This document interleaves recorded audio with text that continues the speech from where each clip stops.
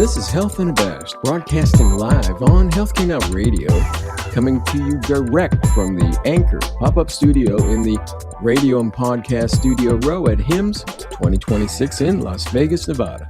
Health Unabashed is where healthcare meets innovation, insight, and impact. We engage top industry minds to explore the future of health and wellness, from visionary thinking to sustainable models, policy reform to frontline delivery, and ultimately the real-world impact on public health.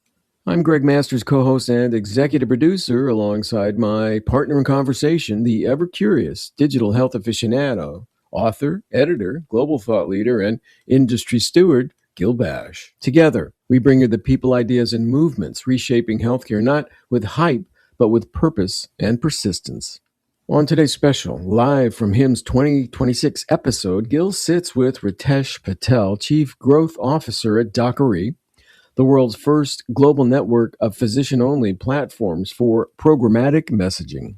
Ritesh is one of the most recognized voices in digital health transformation. A self-described digital evangelist since the late 1990s, he's spent more than 2 decades at the intersection of healthcare, marketing, and enterprise technology, leading digital strategy at organizations including Ogilvy Health, Ogilvy Consulting, Inventive Health, now Cisneros Health, and most recently as managing partner of global digital health at Finn Partners.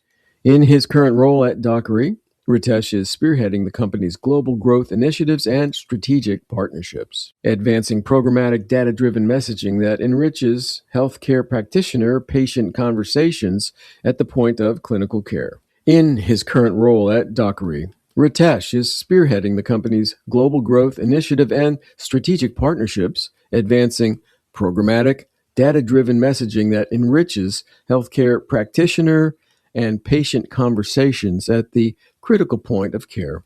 He brings to this role the same philosophy that has defined his career, that when the right information reaches the right clinician at the right moment, patients win. Ritesh is a United Nations Leadership Council Award recipient for Media for Social Impact, a Pharma Voice 100 Inspiring Leader, a Medical Marketing and Media Catalyst, and a Clio Award winner. He chairs the board of Asthma and Allergy Foundation of America and serves on the board of the Christopher and Dana Reeve Foundation. He is a frequent keynote speaker at global health and digital sector conferences, and needless to say, HIMSS is a very fitting stage for this conversation. To learn more about Ritesh, go to doceree.com, that's Doceree, and check him out on LinkedIn as well. And now, with no further ado, Gil, the mic is yours. Greg, I want to thank you for the great On the Floor of HIMSS introduction. As always, you are wonderfully charming, and of course, this is your home turf. We're on Pacific time right now, folks, and that makes Greg very, very happy. But aside from that, Greg has been coming to HIMSS for, I don't know how long it's been, probably decades. I don't think that actually the telephone was invented when Greg made his first appearance at HIMSS. But here he is. And I'm with Ritesh Patel, who's at the opposite end of the spectrum. Ritesh is from the East Coast. This is his very first HIMSS. I was shocked to find out. Now, this is a guy who, Ritesh Patel actually means in Hindi, technology guru. And here he is at HIMSS for the very, very first time and having a wonderful time. Of course, he can feign that he's a veteran here, and people, of course, assume he also has been here 20 years. That's because he has the Ritesh Patel charm and the knowledge. Ritesh, welcome to the show. It's a thrill to have you on the floor of HIMSS, and we're recording right from the floor of HIMSS. I know, it's amazing, and thank you for that. And I think it's my second appearance here on Healthcare. It is your second appearance on Health Unabashed. I love it. And it's very special that you're here. Yep. Obviously, we have the opportunity because we're both at the same place at the same time. So I said, hey, why don't you join me for a conversation? Now, you've also been very busy all day, I know, interviewing people. I was thrilled to be one of the people you interviewed. But there's a lot going on in the world of health information and technology. Obviously, I don't think there is a major company you haven't touched and given some sort of advice to. So I just, first of all, wanted to get your opinion. Coming here, seeing HIMSS, realizing it's about 30,000 people. It's very, very, very, sort of like roll up your shirt sleeves and get to work like meeting. What's your initial impression? I'm actually blown away, and I'm surprised that I managed to successfully avoid HIMSS for 10 years. Well, we never told you the date. That was the reason. It. But everybody kept it secret. But it is true. Some people were amazed that I had never been, like Matthew Holt I talked to earlier. Right. And he was like, well, I'm sure you've been to. I'm sure I had a dinner with you once. And I'm like, no, this is my first one. So very impressive. I think the vastness of it is a bit overwhelming. Yes, it is for all of us. And like this morning, I walked in here where we're on the ground floor, where we're recording this show, and I thought this was the main exhibition floor until somebody said, no, this is the one area. The city is upstairs. Exactly. Right. Now, aside from the exhibition halls, which are extensive, what a lot of people don't realize is that there's about 730 presenters that are all peer review sessions for the most part, and there's also rooms for payers to meet at, providers, investors. I mean, this is sort of a movable city, and everybody comes here. I would say this is, in a way, the other J.P. Morgan you can sort of refer to. I tend to agree with you. I think now that I've spent the day, it's been a day, I've met a lot of people, caught up with a lot of people that I hadn't seen for a while, ran into Keisuke Nakagawa, who I worked with at UC Davis maybe 3 years ago when I was working with you at Finn. That's right. And, it was wonderful to catch up with him. He's doing innovative things at UC San Diego now. Right. And to hear his view that this is the one show he looks forward to because he meets some really interesting people who are actually doing it. Yeah, by the way, that's a really key point. Right. A lot of the times we have these amazing conversations with people who are thinking about it. It's theoretical.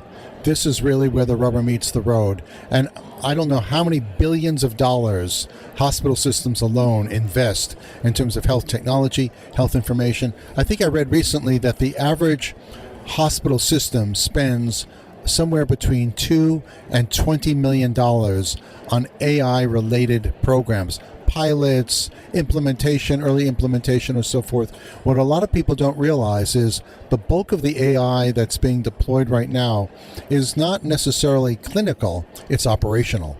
It's billing, it's scraping data off of EHRs to make sure all the billing codes were covered or next steps were covered.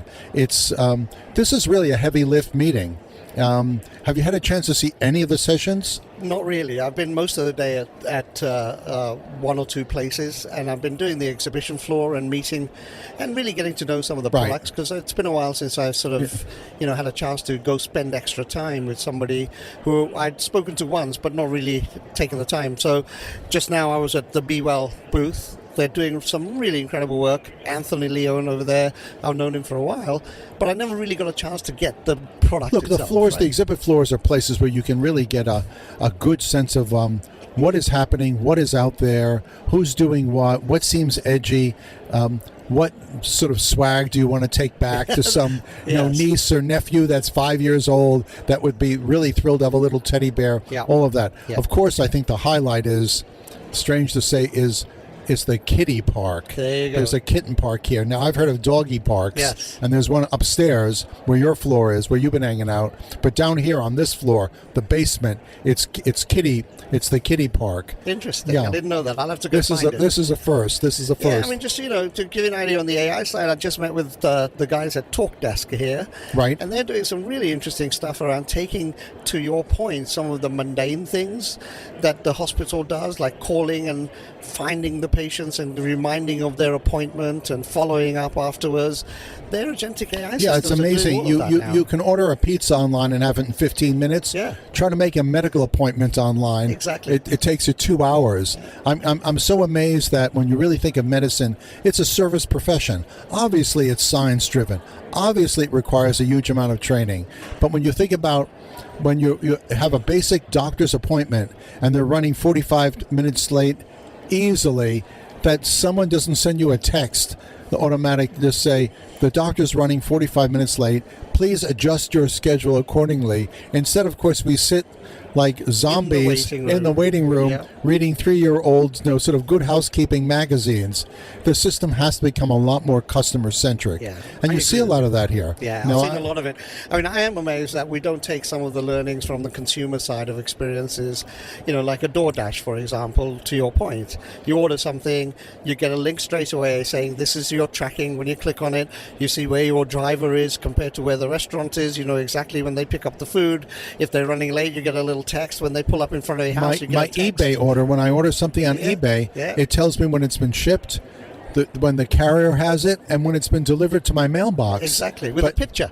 Right? Literally. But when you get your diagnostic test, you've sort of, Quest or the major programs will sort of ping you and say, you've got results. But I was amazed with, I would say, sorry to interrupt, but the amount of big companies that are here as well, with the all-encompassing. I did not realize, for example, spending time at the Google booth, how deeply entrenched the Google Cloud guys are in this whole ecosystem. I always thought it was the domain of AWS and Microsoft, but Google is very entrenched. They're doing some really interesting and innovative things with that cloud infrastructure and applications on top of it. Well, that's very important. A lot of people don't realize that Microsoft, Google, AWS, they're massive health companies in their own right. And all these companies that they're incubating and helping, they actually do that because they're using essentially their cloud-based system. So it's a little bit like I'm supporting my client to use my products and validating my products. Yes. So it's amazing. So, you're a person who's constantly looking around the corner. And here we are. This is, for you, it's just an inflection point. I'd love for our listeners to get a sense of, what do you think is hot out there? I'm not talking about even companies, but technologies or companies or things we really need to be watching for very carefully right now.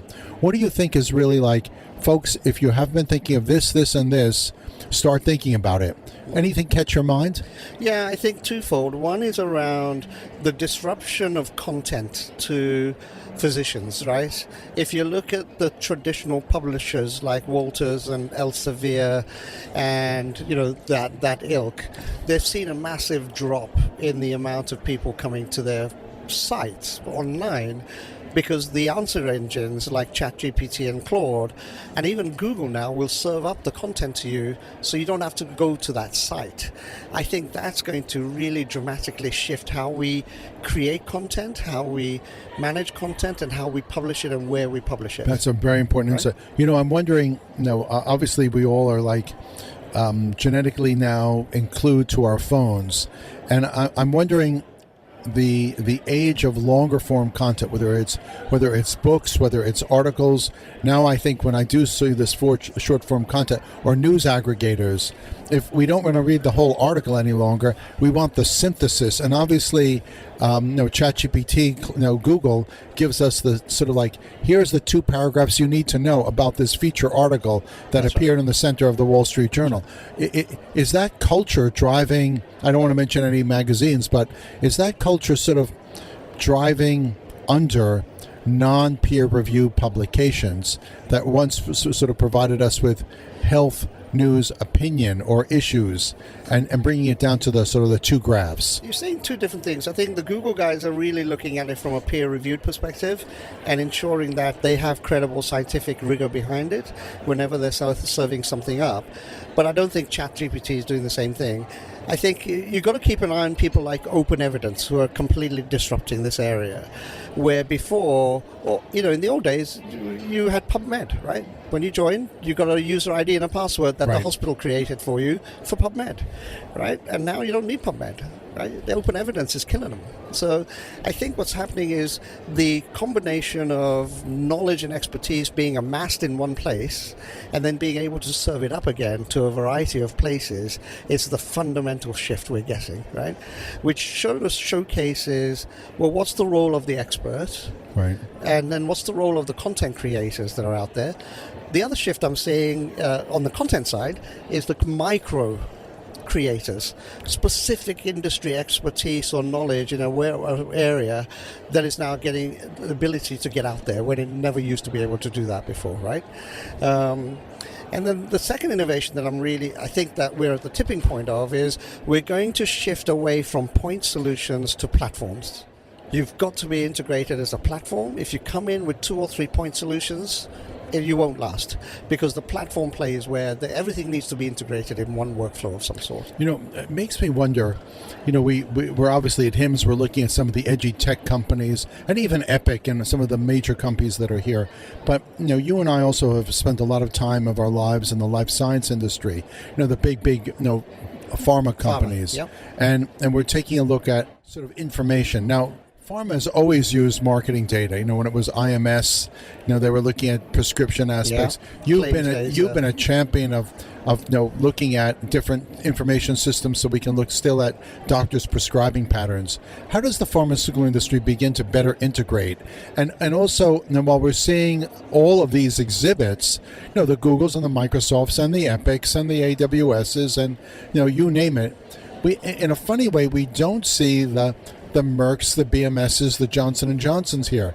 Is it because we sell medicines, we're not selling medicines here, so why bother? What's the information side of that industry that they have to be sensitized to? They really have an opportunity that they always miss, right? They are the ultimate content creators of their products. They get them approved. It's rigorous approval processes. They get reviewed, right? The FDA has to clear whatever it is that you're going to say about your product. So they have that core that they've created that everybody then else benefits from. They don't do anything about that, right? So if I'm launching a drug in the marketplace, I will create all of the content about what that drug is, the prescribing, the dosing, who's eligible for it, what the label says. I'll put it in an hcp.com site. I'll put it in a brand.com site. It all gets reviewed and approved by medical and legal and regulatory. There's a process that actually makes sure that the content is as correct as it should be scientifically or otherwise. And then what do we do with it? We let it lie. Yeah. Nothing gets done about it. And I think pharma has a massive opportunity to take control of that and have open evidence, for example, refer to it, right? I've got the ultimate source. I've got the oracle of that content. So I think there's a massive opportunity for pharma. I do believe that there is a red herring in this whole direct-to-consumer thing that everybody's trying to do. All it will take is one person calling up saying, hey, you didn't deliver my medicine, I want my money back. Right? And they're going to go, what? We can't give you your money back. We're like, I'm sorry, I'm going to refuse to pay it on my credit card. You'll have to deal with the credit card company. So this whole direct-to-consumer thing, I think, is the whole Mark Cuban, HIMSS, hers type thing. Exactly. Just tuning in, you're right on time for Health UnaBASHed on Healthcare Now Radio, broadcasting live from HIMSS 2026.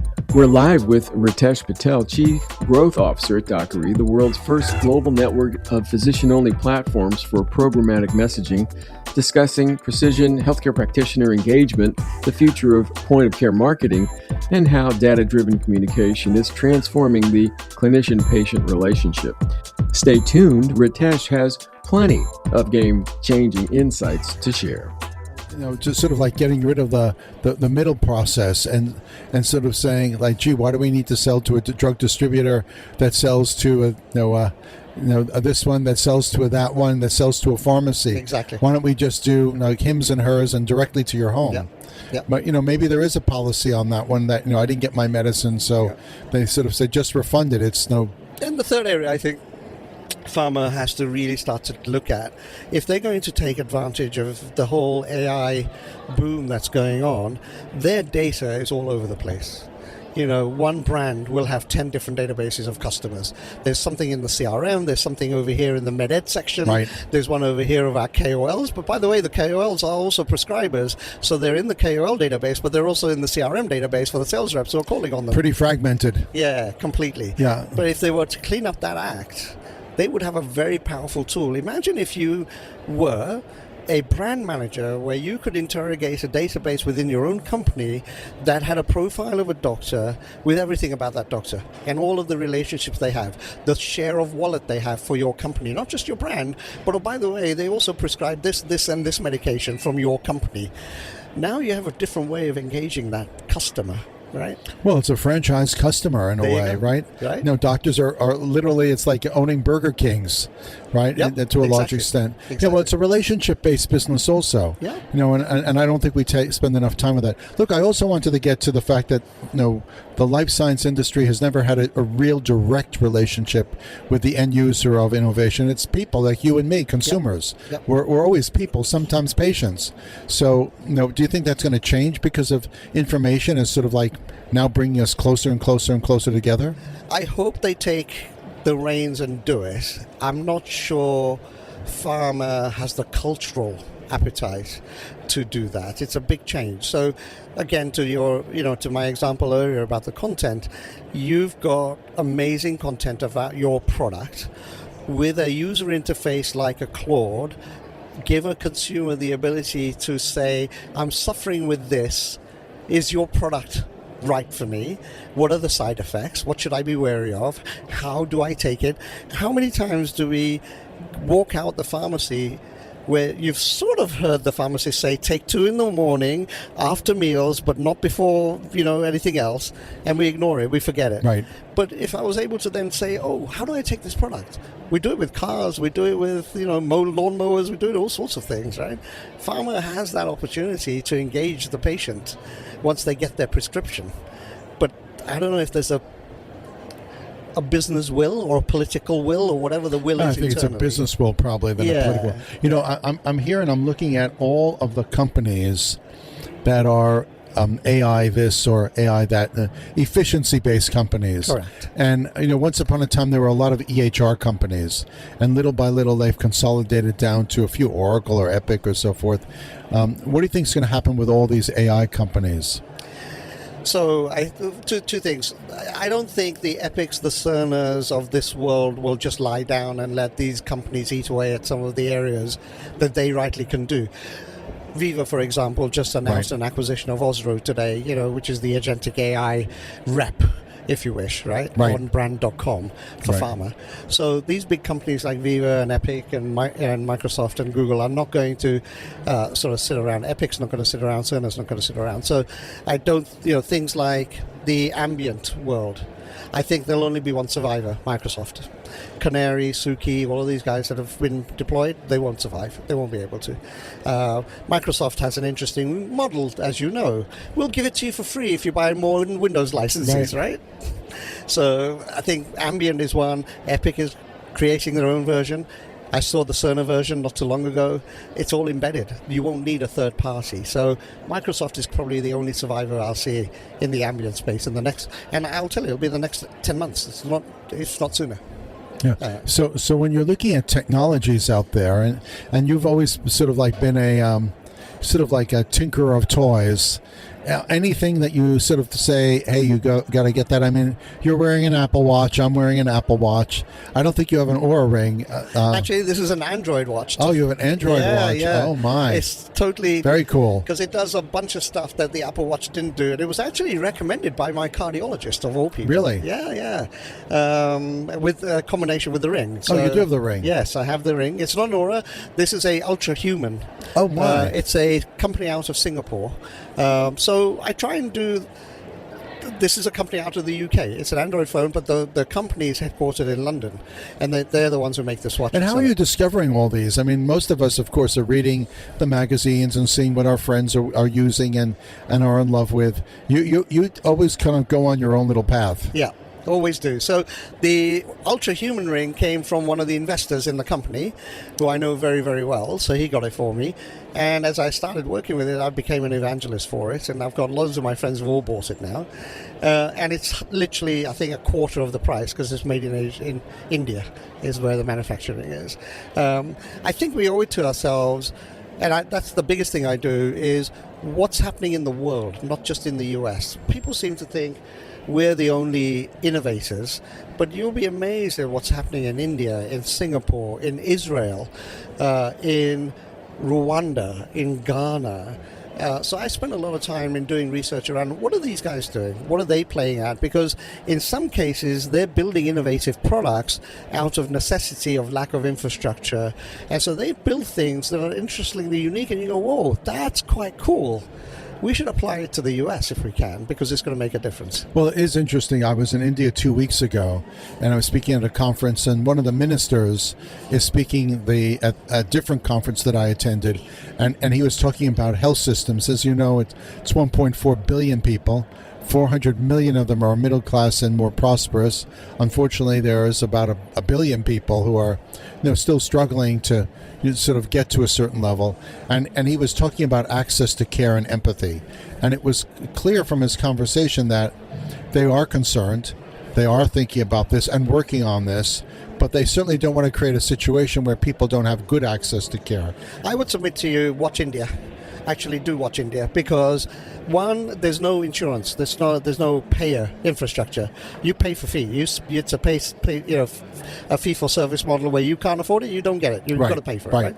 And so they're really experimenting with all of the different tools and technologies that they could deploy to then say, I will make it easier for that farmer in rural village India to be able to get care on their Android device, which costs them 20 rupees, right? So the reliance is which is nothing. Which is nothing, exactly. So I think there is a model to be seen that if the Modi organization and administration does do all the things that they're looking to do from a healthcare digital innovation perspective, China obviously is the other one. Right? Yeah, I'm very impressed with the emerging nations, middle income nations. Very impressed. So in the few seconds we have left, you're always up to something new and enticing and edgy. Anything you want to share with us so that we can sort of keep our eye on the amazing Ritesh Patel? Well, just keep. Yes, absolutely do get in touch. Some new stuff coming down the pike for sure.